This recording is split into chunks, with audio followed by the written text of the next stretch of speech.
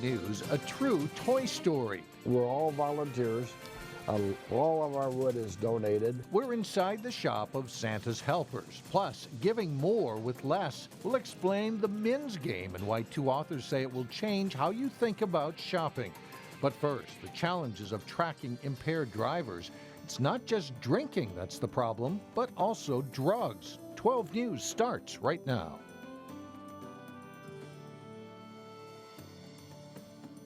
And hello, everyone, and thanks for joining us. You will see extra law enforcement on the roads this holiday season. Thanksgiving and Christmas have the most DWIs, and as Sonia Goins shows us, police are not just looking for people who have had too much to drink.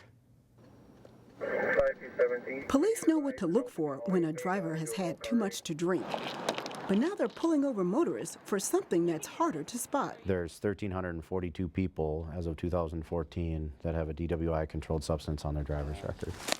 Chief Shane Michelson is one of a few police officers who is trained to spot drug-impaired drivers. I am actually certified by the International Chiefs of Police. Michelson gets called out when an officer pulls over a motorist who is suspected of using drugs. I personally have seen more in the last year or two of our officers stopping people under the influence for drugs. So we checked that off. The impaired driver would be brought to a room like this. I would start at the top and I would work. To show you what happens next, Michelson put me through the 12-step test. So during the evaluation, we're asking people, do you have any medical issues? Have you taking any medications? He checked my pulse rate 3 separate times. If you took a stimulant, which we all know, which is cocaine or methamphetamine, those types of drugs, it would be fast. A series of eye tests are administered. Go around in a circle. Certain drugs cause your eyes to move more rapidly or wander. I've had eyes where one will stay straight and one will come in. I've had them come in and one will go out. Michelson also runs a series of coordination tests. You're going to take your right finger, index finger, to the tip of your nose and bring it straight back down again, right? Testing for drugs can be tricky. I've seen some pretty strange stuff. I've had people do this when they've tried to touch the tip of their nose. Evaluators like Michelson look for a pattern. Is it really a drug issue? Is it a mental issue? Because that can mimic somebody that's high on drugs. The exams take about 45 minutes and are tedious, but Chief Michelson says they're worth it. I want people who are impaired off the roadways because it's a proven fact that they kill over 100 people a year. Now, evaluators also ask a slew of questions to determine if a person is under the influence of drugs. Experts also take urine and blood samples. If a person is found to have a controlled substance in their system, they could be charged with DWI. And like I said, that was a long test, about 45 minutes, and I passed. It's concerning, though, that it's a rising number of DWIs with drug use. It is. It's not just Osseo, but other cities have also said they've had problems with this. All right. Thank you, Sonia. And the holiday shopping season is here, and with it comes an increased risk of credit card fraud. In the past week, Plymouth police have received 8 reported cases of credit card fraud. Police say it's a common thing, but fraud cases tend to spike during the holidays. Investigators say fraudsters typically find success in one of 3 ways: by physically stealing people's cards, by downloading card numbers with skimming devices, and through online security breaches. Other than using cash, police say the best advice is to avoid using your debit card. Whenever you could use a credit card versus a debit card, I would definitely do that. What happens is if your debit card gets used and there's some fraudulent activity that takes place, the bank may freeze your account, which then you're not able to access your checking or your savings account for a period of time. Police say people should try to keep their credit cards in a safe place and monitor your accounts for fraudulent charges. Despite concerns, a road project next to Cooper High School will move forward. Next spring, reconstruction work will begin on 49th Avenue between Boone and Winnetka. The road is in poor shape and needs water and storm sewer replacement. However, some neighbors would rather see no work done at all. Since 49th Avenue is a state aid road, they fear more truck traffic once the work gets done. City Council believes doing the project is what's best for the city. We live in a city where it's not just our own special interests that take over everyone's interests, okay? And I think we have to keep that in mind when we're talking about $2 million of funding here. And it is about the money because many people and many other residents complain about taxes going up. The state funds would pay about half the cost of the $3.7 million project, and the no truck signs you see are technically not legal. The project will also include a shared bike and pedestrian trail along the high school property.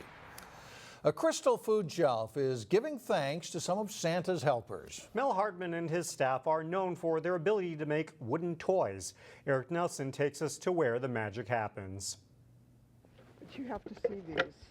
Look at how beautifully they're done. This is a toy story. They are just gorgeous. And for Jan Monroe from Near Food Shelf in Crystal, it always has a happy ending. This would sell for probably $50, $60 if you went to buy it. And they just give these toys to us, and we're just so grateful. Grateful thanks to the generosity of TLC Toys, which gives away 300 to 400 wooden toys to Near each year. These kids have a hard time of it as it is, and then to be able to get 2 or 3 toys, that's really nice.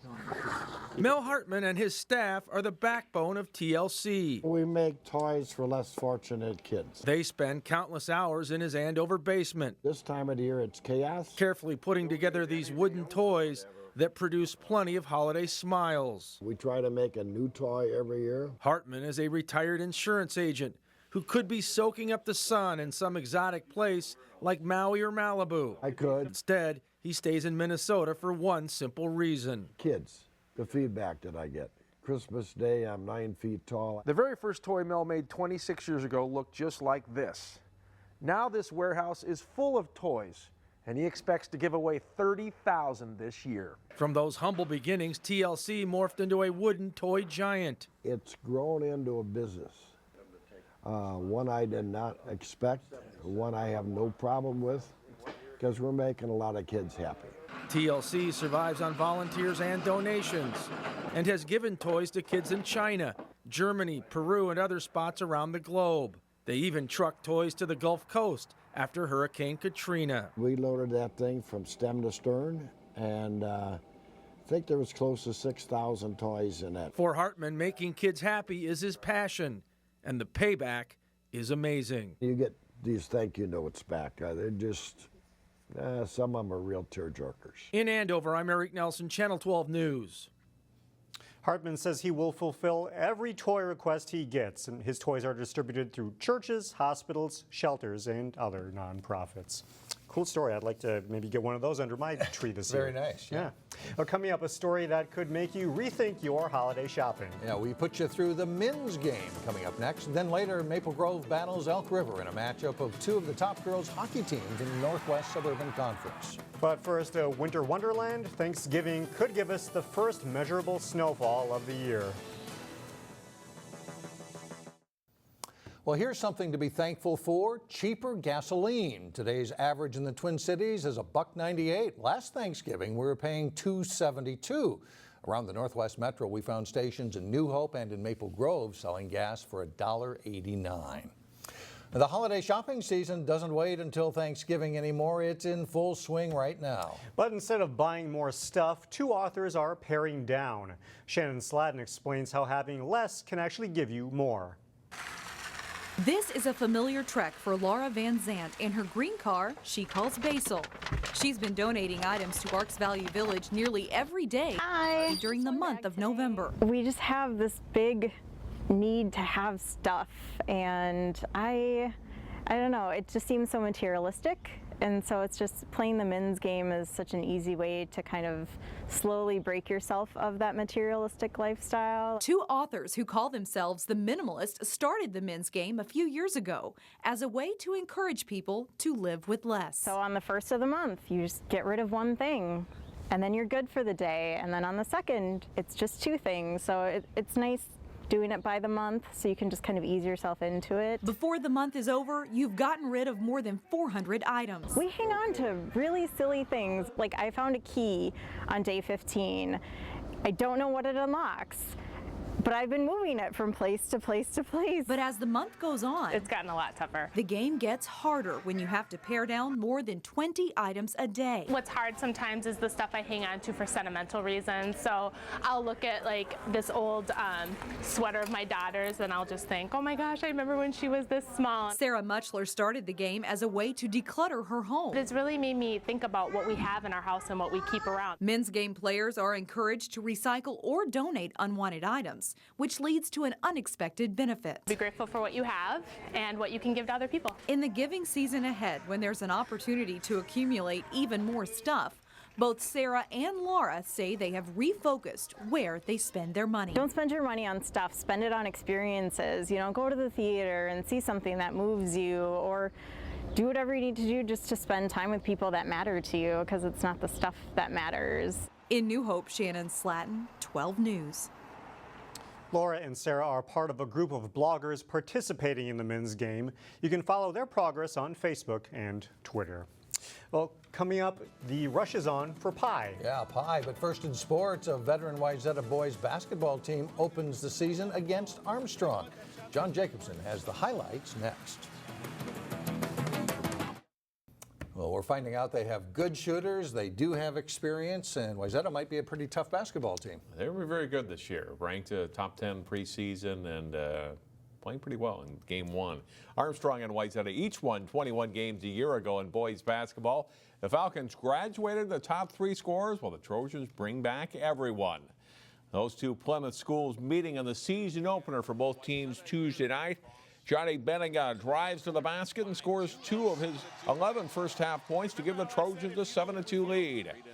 And they've got some good shooters from the outside, too. Ryan Lindbergh with a 3, 15 points off the bench for the junior guard. Armstrong trying to keep it close. Race Thompson goes right at the basket, scores and draws the foul. It's 39-29, Wayzata at the half. The Falcons pull closer early in the second half. Thompson scores his team's first 8 points of the half on his way to a 21-point night. But they never get closer than 5 points, and Wayzata pulls away late. Gavin Baumgartner with a 3-pointer. And later, Jack Sawada with a nice ball fake, goes to the rim, scores, and is fouled. 5 Wayzata players score in double figures, and the Trojans win it over Armstrong 83-65. Maple Grove boys hockey team lost twice at the Channel 12 Turkey Trot tournament last weekend, but they have a solid team this year. They faced an Armstrong-Cooper squad that found out shortly before the season that standout Trey Rooney would be back from juniors to play high school hockey again. First period is one. Jared Camerata's backhander tipped in by Trevor Janicki for a 1-0 lead. A short time later, the Wings' Eric Evans steals the puck and gets out on a shorthanded breakaway, but his backhander slides just wide of the net. Second period, Sam Huff fans on the first shot, but his second attempt finds the net for a 2-0 Maple Grove lead. Huff strikes again with less than a minute to play in the period. He whistles a wrist shot in for a shorthanded tally. Maple Grove gets its first win of the season. 7-1 is the final. Maple Grove's girls hockey team faced another of the top teams in the Northwest Suburban Conference. Crimson hosting Elk River. Crimson clear the puck, and Elk River's Allie Gallus can't control it, giving Maya Martinez a breakaway. Elk's goalie Mikey Gould there for the stop, though, and is scoreless after a period. In the second, Martinez changes that, stealing the puck. Her first shot stopped. The rebound goes in, and the Crimson have a 1-0 lead. 5 minutes later, the Elks strike back. Shea McLean to Madison Bazal. Her shot gets deflected to Dre Westgard and put it away for a goal to tie the game at 1. Third period, check out this play. First, the stick handling by Taylor Wente around the Elks, and then the great save by Gould. Not to be outdone on the other end is Crimson goalie Coco Francis, who stops Brianna Simon's chance. And this game goes to overtime.